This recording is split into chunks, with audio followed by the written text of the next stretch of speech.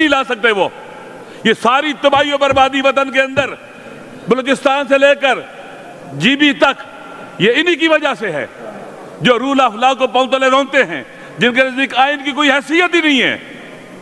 ابھی جو آئینی ترمیم کی ہے انہوں نے اسلام آباد کے اندر، دیکھا آپ نے آئین کا قتل کیا ہے. آپ دیکھیں جب سے یہ لوگ آئے عوام کے حق کے لیے کوئی کام نہیں کر رہے.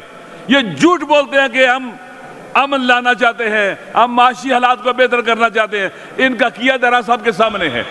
لہذا ہمیں توقع ہی نہیں ہے. مختصر کرے جی. یہ بعض اوقات انسان اچھے نعرے لگاتا ہے، عناوین اچھے رکھتا ہے، لیکن مقصد اس کا بڑا خطرناک ہوتا ہے. جیسے کہ ویسٹ کیا کہتا ہے، ڈیموکریسی کی بات کرتا ہے، جمہوریت کے نام پر جمہوریت کا قتل کرتے ہیں. جس ملک میں ہم رہ رہے ہیں پاکستان اسٹریٹجیکلی بہت اہم لوکیشن رکھتا ہے، بہت اہمیت کا حامل ہے. تقریباً 5 سے 6 ارب انسانوں کی کنیکٹیوٹی کا ہب ہے. اور پھر اس دور کو دنیا کے بڑے بڑے مفکر، انٹلیکچوئل، سیاستدان shift of power from west to east کا دور کہہ رہے ہیں کہ پاور ویسٹ سے ایسٹ کی طرف شفٹ ہو رہی ہے. تاریخ میں یہ سرکل ہمیشہ چلتا رہا ہے. ویسٹ آسانی سے پاور کو ایسٹ کی طرف شفٹ نہیں ہونے دے گا. آپ جانتے ہیں کہ پہلے بھی جب دنیا پر 2 قطبی نظام آیا، ایسٹرن بلاک بنا جس کو سوویت یونین لیڈ کرتا تھا، ویسٹرن بلاک بنا جس کو امریکہ لیڈ کرتا تھا. 2 عالمی جنگوں کے بعد ہوا، کروڑوں انسان مارے گئے. اس وقت جو شفٹ آف پاور ہے، کیونکہ اس وقت کوئی سپر پاور نہیں بچی، پاور موونگ کنڈیشن میں ہے، اس نے ری سائز ہو کے ری شیپ ہونا ہے. ویسٹ کوشش کرے گا کہ شفٹ آف پاور کو سلو کرے اور روک دے. وہ پاور کو کبھی بھی اپنے ہاتھ سے نہیں جانے دیں گے، کیونکہ دنیا پر جو سیاست حاکم فرما ہے اسے ہم پاور پالیٹکس کہتے ہیں.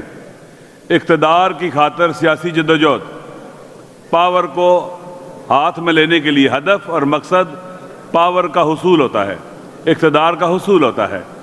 لہٰذا اقتدار جب کسی کے ہاتھ میں آ جائے وہ آسانی سے نہیں جانے دیتا جو پاور پالیٹکس کرتے ہیں.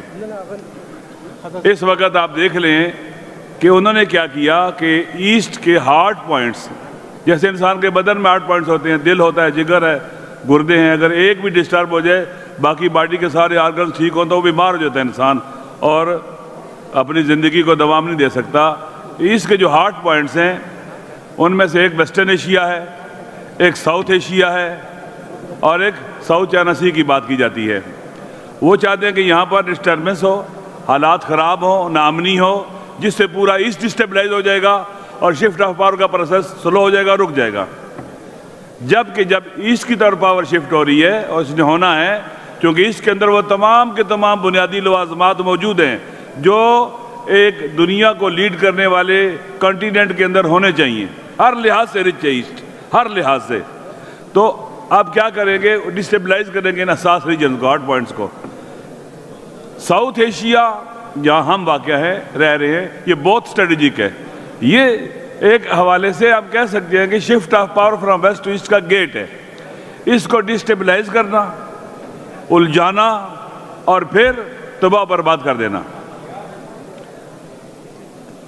پاکستان کا امن، ساؤتھ ایشیا کا امن پورے ایسٹ کا امن شمار ہوگا. ہمارے ایسٹ کی دشمن فورسز اور قوتیں چاہتی ہیں کہ یہاں پر حالات خراب ہو جائیں، ناامنی ہو، مشکلات ہوں، معاشی بحران ہو، سیاسی بحران ہو. ایک اور بات بھی ہے کہ عالمی جو اسٹیبلشمنٹ ہے ان کو تھرڈ ورلڈ کنٹریز کے اندر پاپولر پولیٹیکل لیڈرشپ برداشت نہیں ہوتی.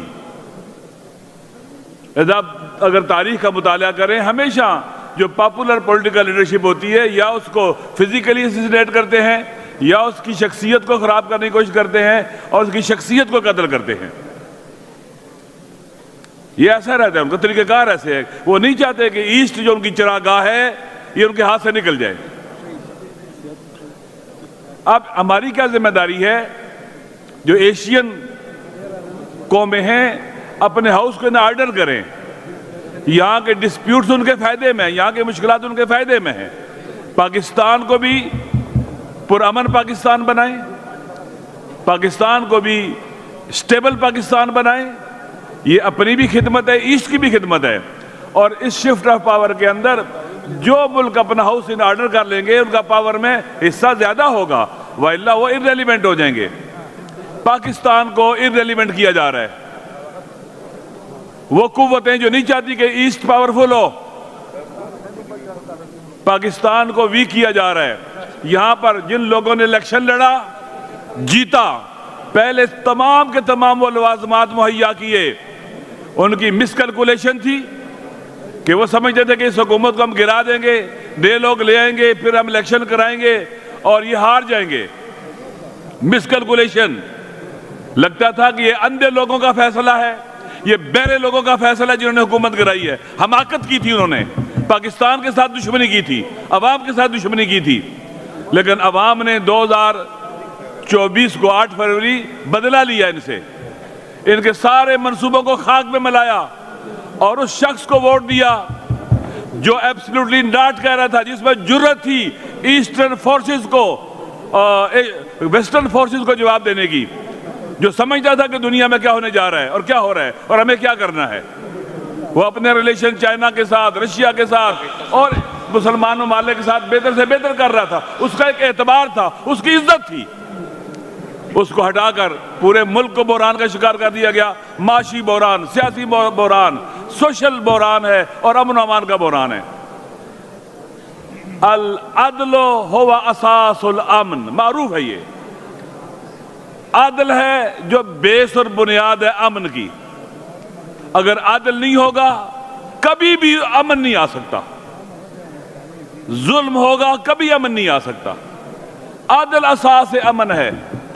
خداوند متعال نے بھی قرآن میں کہا ہے کہ ہم نے اس لیے انبیاء بھیجے، کتابیں نازل کی، ان کے ساتھ میزان حق و باطل بھیجا، لِيَقُومَ النَّاسُ بِالْقِسْطِ، تاکہ معاشرے میں عدل و انصاف ہو۔